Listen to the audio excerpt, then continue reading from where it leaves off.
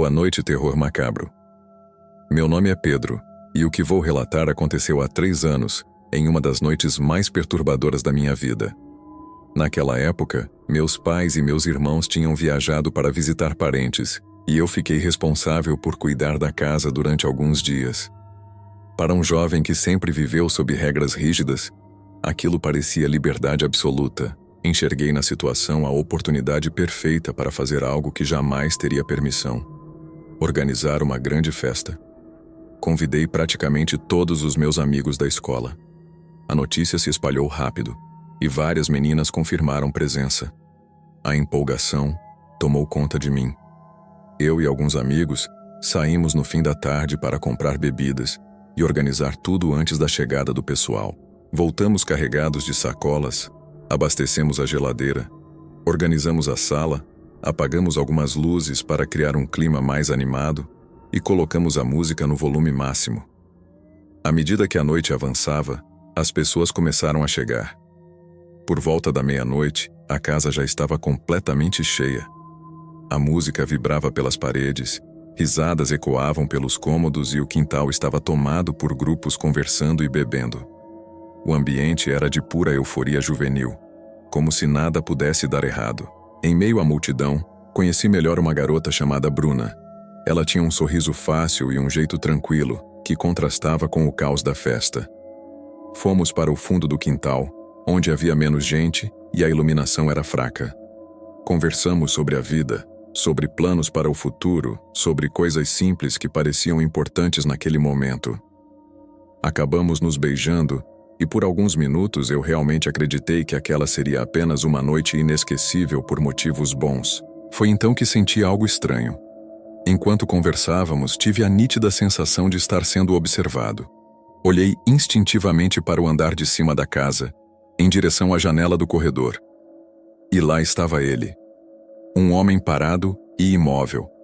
A luz do quarto atrás dele estava apagada, mas a claridade da lua iluminava parcialmente seu rosto. Ele aparentava ter cerca de 50 anos. Não sorria, não se movia. Apenas nos encarava fixamente. Meu coração disparou na mesma hora. Eu tinha certeza absoluta de que não havia convidado ninguém daquela idade. Aquela não era uma festa para adultos. Não fazia sentido algum aquele homem estar ali.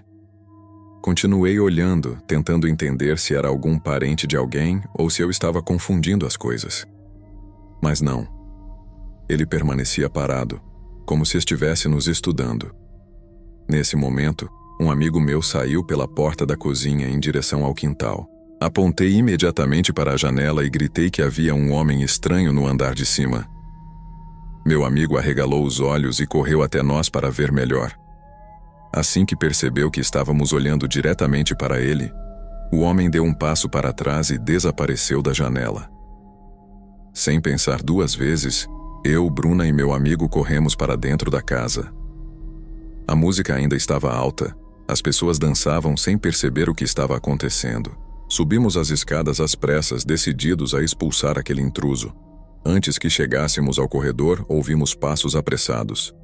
Uma garota desceu as escadas correndo, completamente desesperada. Ela chorava, tremia e mal conseguia respirar. O desespero estampado no rosto dela fez o ambiente mudar instantaneamente. A música foi desligada e o silêncio tomou conta da casa. Todos se aproximaram tentando entender o que havia acontecido. A menina demorou alguns minutos para conseguir falar.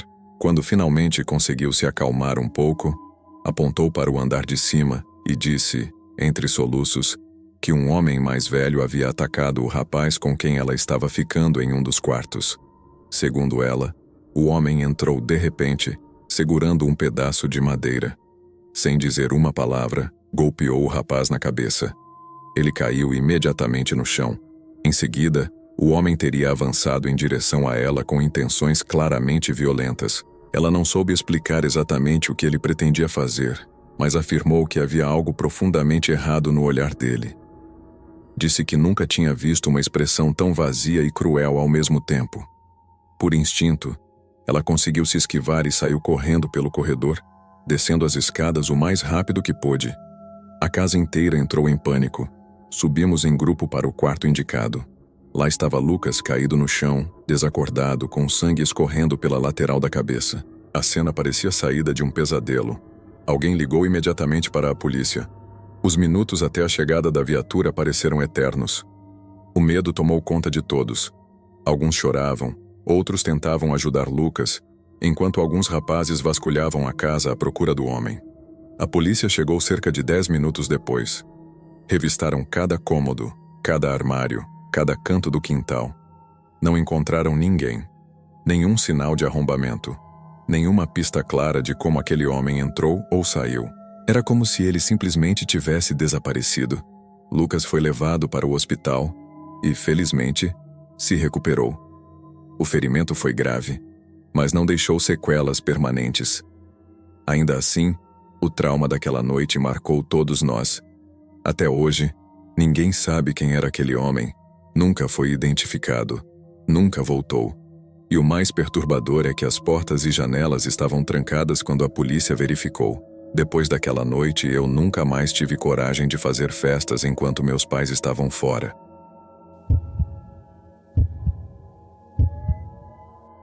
Meu nome é Mauro. Tenho 20 anos. E o que vou contar aconteceu pouco tempo depois de eu sair da casa dos meus pais. Sempre imaginei que morar sozinho seria sinônimo de liberdade, silêncio e autonomia. Durante anos sonhei com esse momento, acreditando que finalmente teria meu próprio espaço, minhas próprias regras, minha própria rotina. Mas a realidade foi bem diferente. Aluguei uma casa de 2 andares em uma rua aparentemente tranquila. No início, tudo parecia normal, mas logo percebi que meus vizinhos eram extremamente implicantes.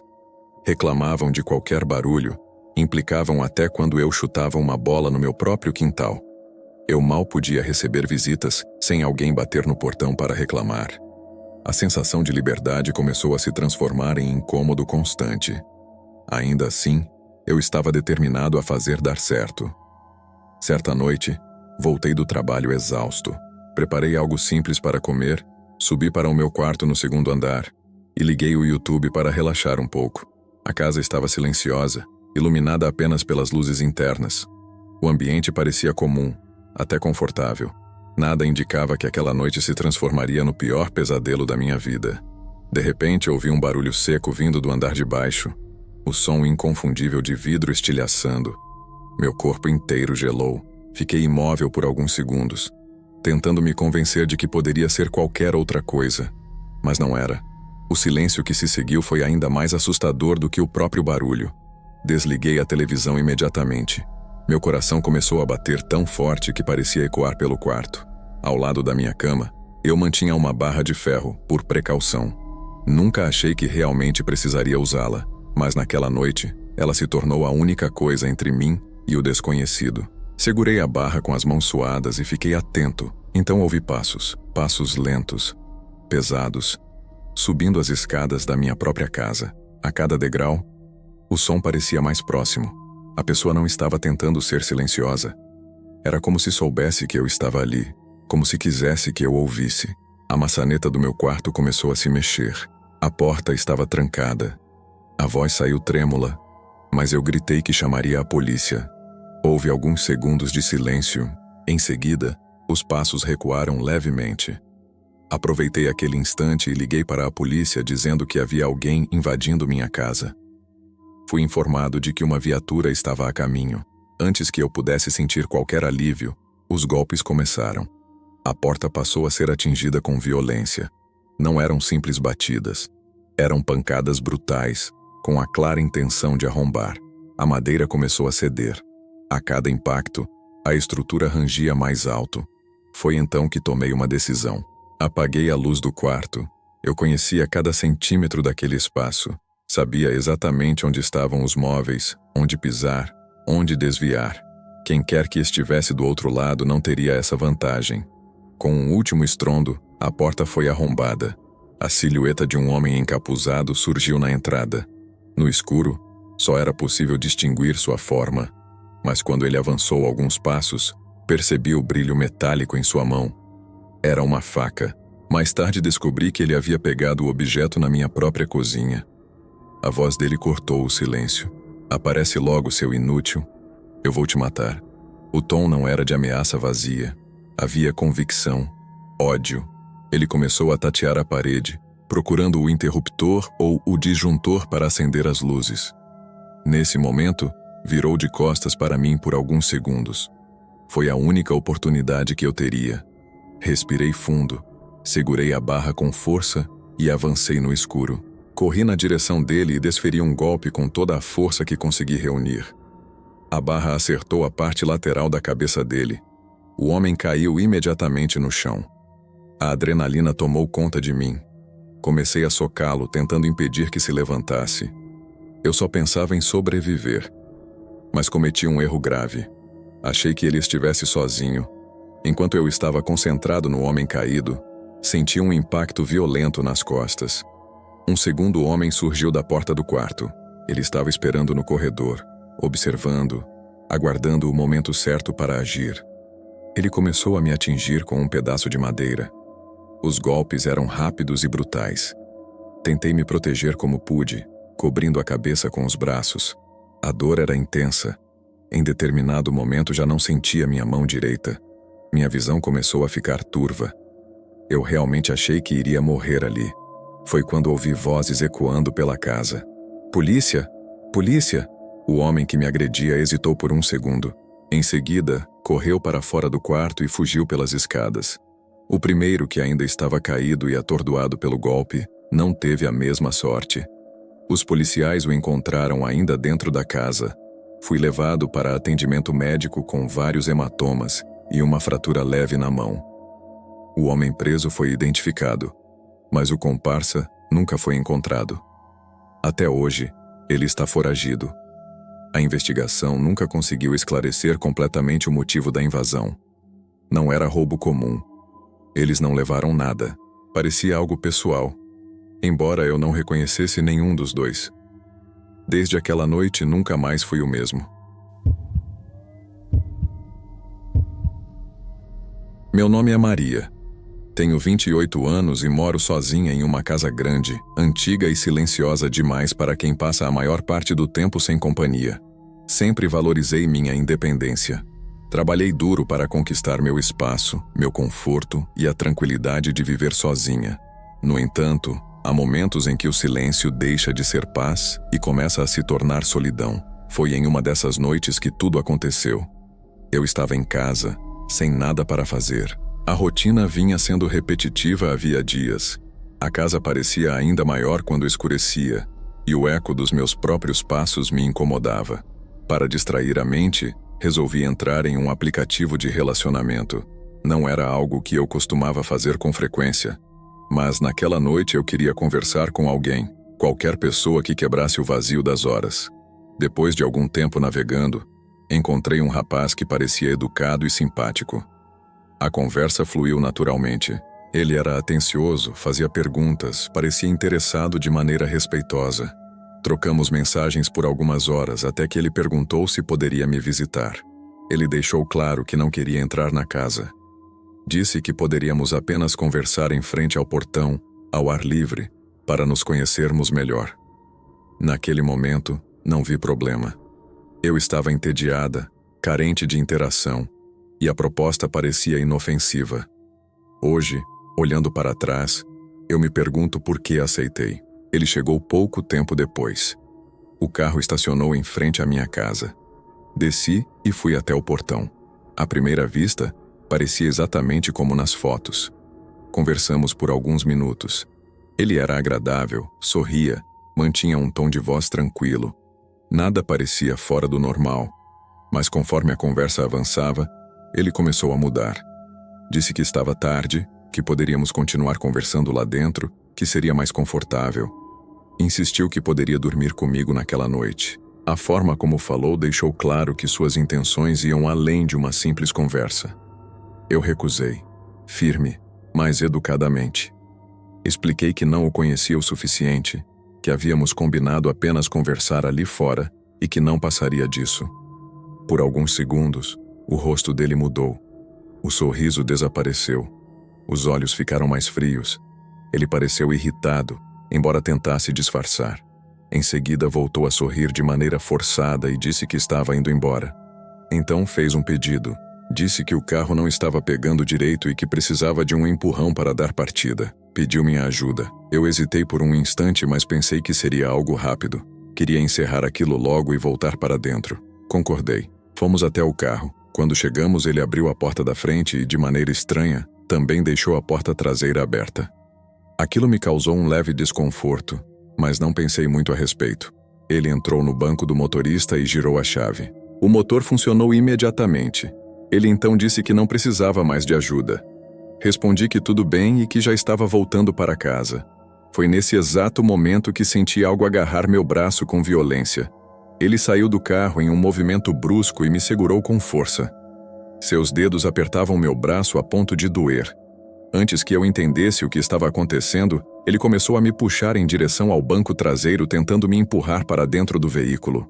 A expressão dele não tinha mais nada de simpática. Era fria, determinada, assustadora. Ele fazia força, tentando me dobrar e me jogar para dentro do carro. Eu tentava me soltar, mas ele era mais forte. Meu coração disparou de uma forma que achei que fosse desmaiar. A única coisa que consegui fazer foi gritar. Gritei como nunca havia gritado na vida. Gritei chorando, desesperada, pedindo ajuda. O som saiu rasgado da minha garganta. Ele conseguiu me empurrar parcialmente para dentro do carro. Minhas pernas ainda estavam para fora, e eu me agarrava ao que podia, tentando resistir. Ele tentava correr para a porta do motorista para fugir comigo ali dentro. Foi então que as portas das casas ao redor começaram a se abrir. Meus vizinhos, que até então eu mal conhecia, saíram ao ouvir meus gritos. Alguns correram em nossa direção. Outros gritavam ameaças. O homem percebeu que estava sendo cercado, mas já era tarde demais. Antes que ele conseguisse entrar no carro, foi puxado para trás. Os vizinhos o derrubaram no chão. Ele tentou reagir, mas foi contido com agressividade.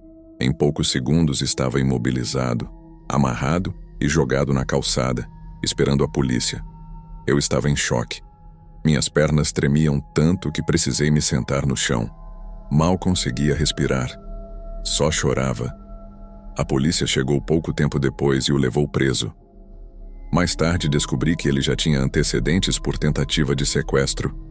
Aquela não era a primeira vez que tentava algo parecido. Passei dias sem conseguir dormir direito. Cada barulho na rua me fazia pular da cama. Cada farol de carro que iluminava a janela me causava pânico. A sensação de quase ter sido levada à força, de quase ter desaparecido naquela noite, me acompanha até hoje.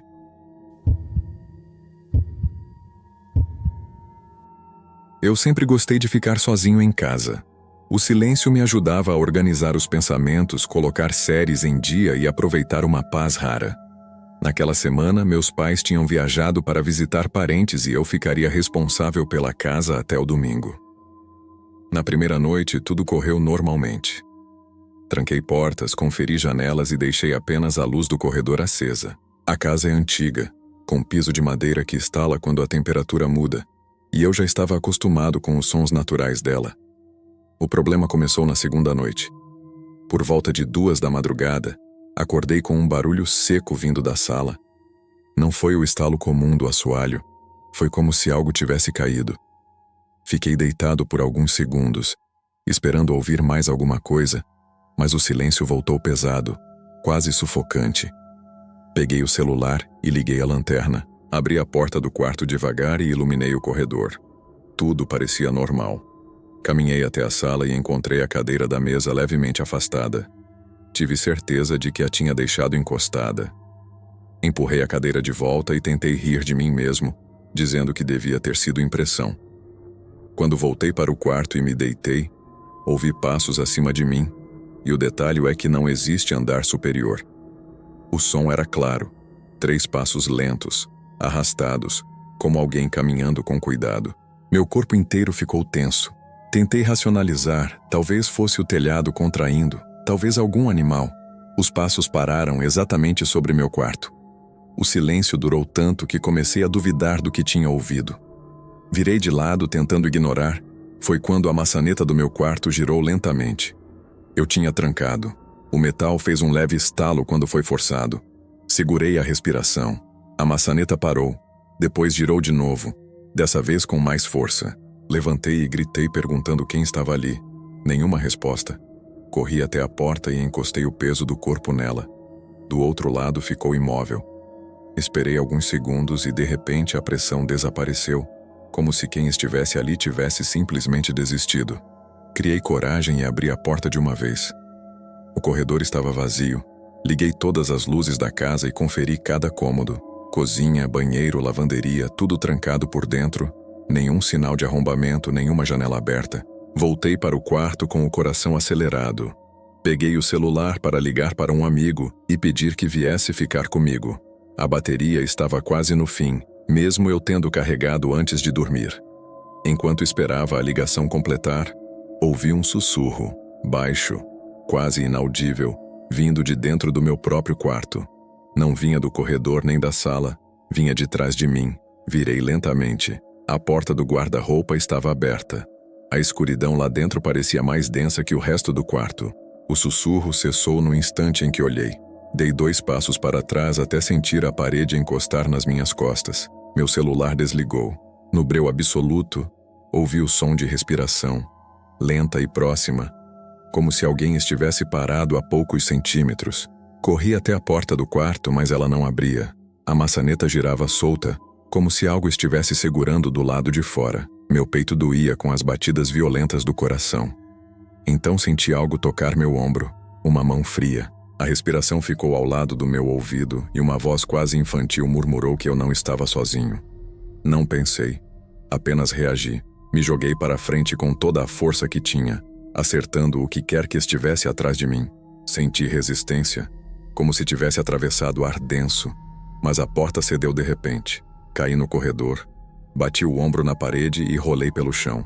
As luzes começaram a piscar, uma após a outra, até que a casa mergulhou em meia escuridão. Atrás de mim, a porta do quarto bateu com violência. Ouvi passos arrastados vindo lá de dentro, cruzando o piso de madeira. Levantei tropeçando e corri para a sala. Não tentei entender, não tentei ver. Só queria sair.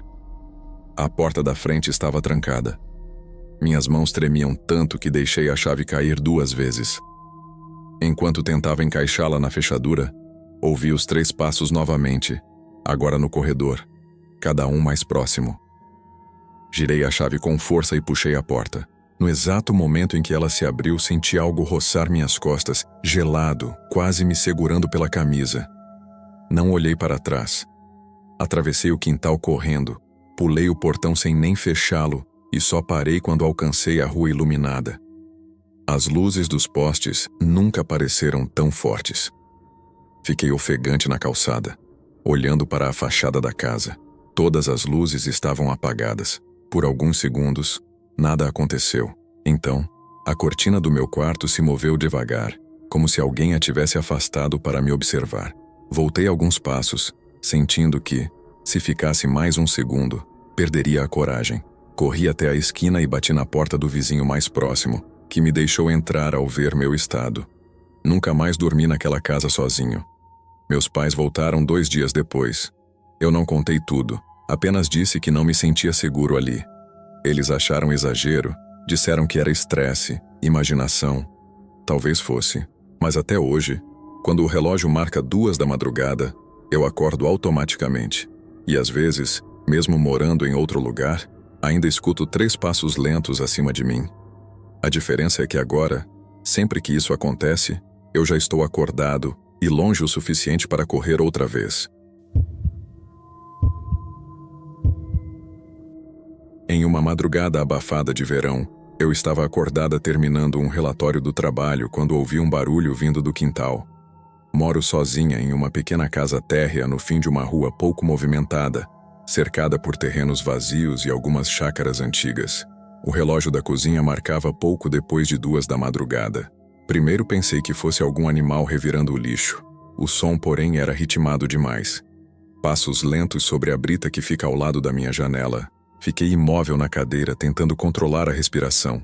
O ventilador estava ligado e fazia um ruído constante. Então desliguei para ouvir melhor. O silêncio que veio em seguida pareceu pesado. Alguns segundos depois, bateram na porta da frente. Não foi uma batida apressada. Foram 3 toques firmes, espaçados, como se quem estivesse ali soubesse exatamente o que estava fazendo. As luzes da casa estavam acesas e a cortina da sala deixava escapar um pouco de claridade para fora. Eu sabia que a pessoa podia ver que havia alguém acordado. Aproximei-me devagar e olhei pelo olho mágico. Não vi ninguém. Quando encostei a mão na maçaneta para girar a segunda tranca, a porta tremeu com um impacto forte do lado de fora. O susto foi tão grande que recuei e tropecei no tapete. Outra batida veio em seguida, mais violenta, fazendo o vidro da janela vibrar. Corri para o quarto e peguei o celular. Liguei para a polícia enquanto me escondia atrás da cama. A pessoa parou de bater assim que ouvi minha voz ao telefone. Quando as viaturas chegaram, as luzes iluminaram o portão e os terrenos ao redor, mas não encontraram ninguém. Os agentes fizeram uma ronda e registraram a ocorrência. Disseram que poderia ter sido alguém tentando assustar, mas não havia sinais de arrombamento. Depois daquela noite, instalei uma câmera simples voltada para a frente da casa e passei a trancar o portão com corrente. Durante algumas semanas, nada aconteceu. Aos poucos, a tensão diminuiu, até que começaram pequenos detalhes estranhos. Eu deixava minha motocicleta estacionada na área lateral. Certa manhã, encontrei os retrovisores completamente desalinhados, virados para fora. Ajustei e segui meu dia. No dia seguinte estavam tortos novamente, mas de outro jeito. Isso se repetiu várias vezes ao longo da semana. Não era vento. Eu sempre verificava antes de sair. Comecei a achar que fosse impressão minha, até que uma noite encontrei um objeto sobre o banco da moto. Era uma pequena caixa de madeira com tampa entalhada. Dentro havia 2 pedrinhas transparentes e um bilhete em branco. Não havia assinatura nem explicação.